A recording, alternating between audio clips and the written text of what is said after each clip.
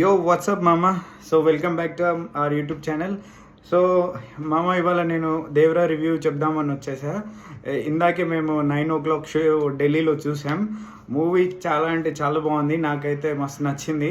అంటే 6 years తర్వాత ఎన్టీఆర్ని స్క్రీన్ మీద చూడడం, మాస్, అదే లైక్ మాస్ మూవీలో చాలా బాగుంది. మాస్ జాతర లెక్క మస్తు అనిపించింది నాకైతే. నేను ఫస్ట్ హాఫ్ ఘోరంగా ఎంజాయ్ చేసిన. సెకండ్ హాఫ్లో ఏంటంటే హీరోయిన్ క్యారెక్టర్ వచ్చే కొన్ని జోక్సెస్ ఉంటాయి. జోక్సెస్ కూడా డీసెంట్గా నైస్గా ఉంటుంది. సినిమాని ఎంజాయ్ చేస్తారు మీరు. తర్వాత క్లైమాక్స్లో ఒక ఫైట్ ఉంటుంది, అదిరిపోతుంది ఫైట్ కూడా. అక్కడ కూడా సస్పెన్సెస్ బాగానే ఉంటాయి.